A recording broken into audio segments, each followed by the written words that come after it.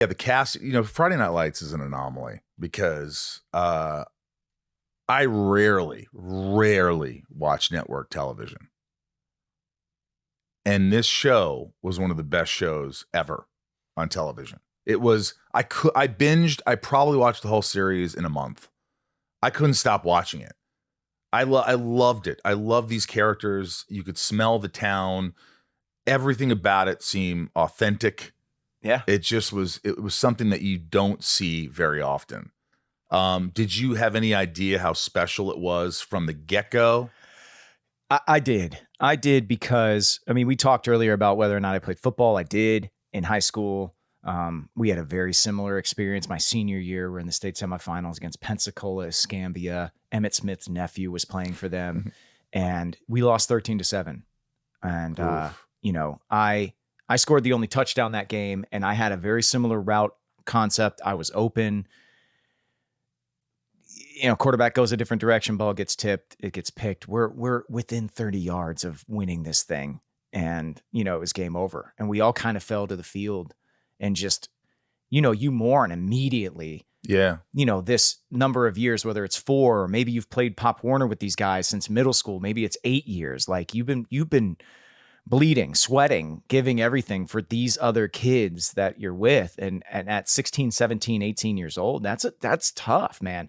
So when the movie came out, a bunch of us went and, watched the movie. Shout out to my buddy Ben Hallmiller. He was our left tackle in high school, and he now is like lead director of NCAA football, the video game for EA. Wow. So he's Does like he hire you? passion for football. I've worked on Madden. So you did Madden. That's I got right. to work with him. But it was like we went and saw it in the theater, and other of my old teammates, we went and saw it in the theater. And then I was up in New York and I was doing a little off-Broadway show called Altar Boys, and I was auditioning for Tarzan on Broadway. Right. And it came down to me and this other guy. He was incredibly talented. Josh, he ends up booking the role, and I got offered, lead understudy for both Tarzan and The Hunter, lead ensemble. I would be on the album. I would be in a Disney theatrical musical, which was awesome. Awesome. But we asked for an out for television because my first pilot season was coming up. I had never had a pilot season before. I had signed with my agent while I was doing this off-Broadway musical, and they said, we don't give outs for television. They said that you've done this cute little off-Broadway show, but we can teach you how to really command a stage. We can make you a lead actor. Why do you want to go to television? You're just going to be fourth handsome guy from the left on some WB show and just be forgotten. And they said this to me in the interview. Why do you think they in said like that? the meeting? And it really pissed me off. Yeah. I don't think they knew, like playing sports the way that I did. I do have a bit of a chip on my shoulder, and it was really hard for me in this business for a while because I looked at every audition as a win or a loss, and that can destroy you. But in that moment, I was like, okay, all right, let's see. All right, motherfucker. So I passed on the first 5 scripts I read in my first pilot season. My agent Randy calls me. She's like, what the do you think you're doing? She's like, you don't pass on anything. This is your first pilot season. We are going in for every audition. You are auditioning for everything. And like the 7th script I read was Friday Night Lights. And I was like, this is incredible. This is the thing. This is not fourth handsome guy from the left on some whatever quote they said. Not that I think I'm handsome. That was just the words. That was the exact quote they said to me. And I was just hearing this guy in my head over and over again. I don't want to play a role that's just going to be forgotten or shunted to the side or whatever. And so when I read it, I was like, okay. And then the audition scenes for Friday Night Lights were like this cutesy kissing scene between the cheerleader and the, team captain. But there was a scene in the middle where it's in the locker room and the stakes are high, and they're like, it was even in the script. It's like, we're going to improv some play stuff here. And I have football acumen. I can use this. So I ripped that scene out. And then I ripped the, Jason Street, Do You Think God Loves Football scene out of the script. And I went into Stephen O'Neill, who was the casting director on the project, and I said, I think you have the wrong scenes. And this is something you can only get away with in this business when you're green. I was green. I was a rookie. I didn't know any better. So people were willing to forgive me for that. If I do that now, I'm arrogant as hell. I'm so arrogant, right? But back then I wasn't arrogant. So I walk in, I'm like, you got the wrong scenes. I think these are the scenes for Jason Street. I think these are who he is. He turns off the camera and goes, okay, we're going to do a pre-read. That's where you audition just for me. And if you're good enough, I'll turn the camera back on.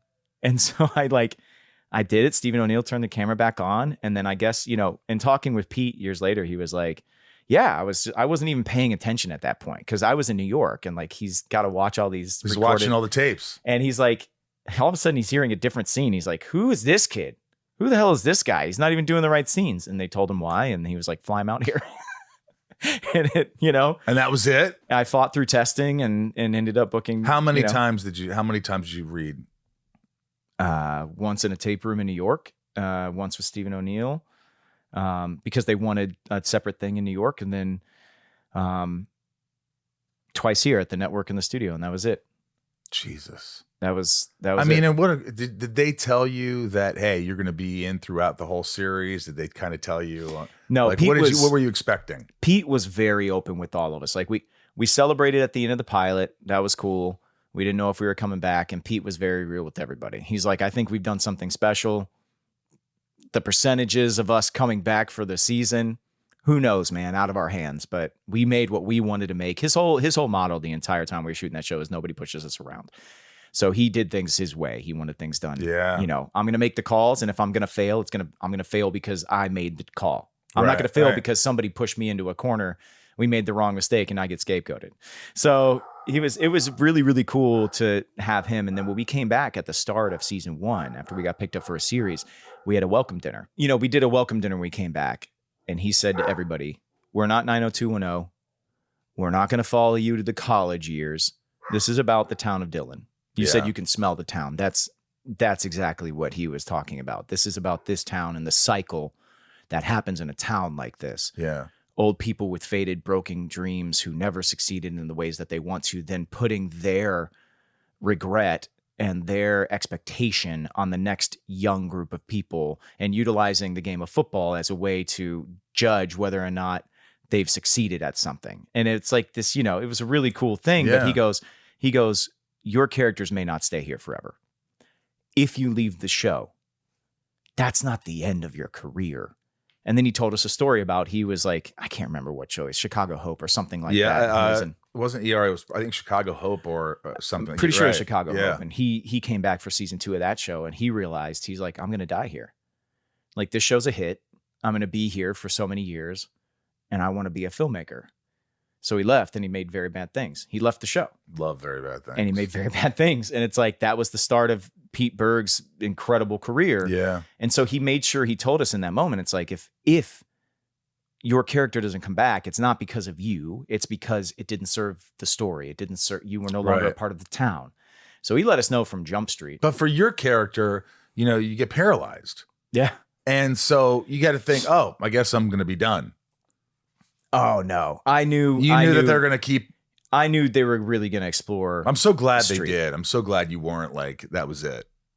Pete witnessed a young man named David Edwards become paralyzed in front of him.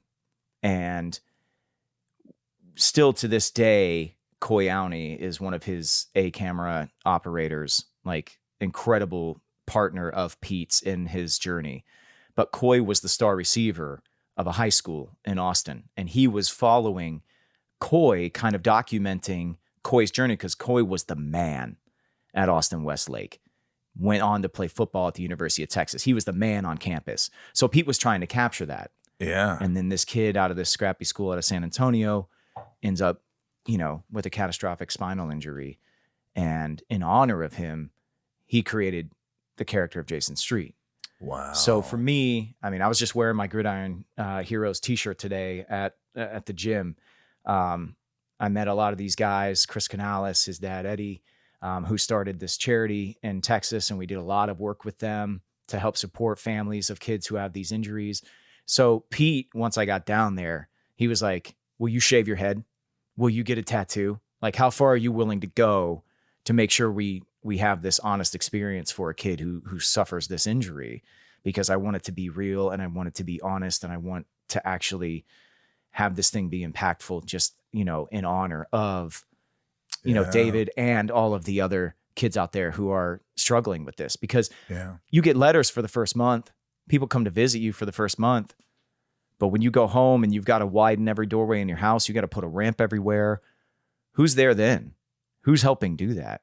What's the insurance doing? what are the couples like, the parents, like how's their relationship strained? So they showed a lot of that. So I knew I'd be around a little while for that story to at least be shared with everyone. And that's important. That's important to hear.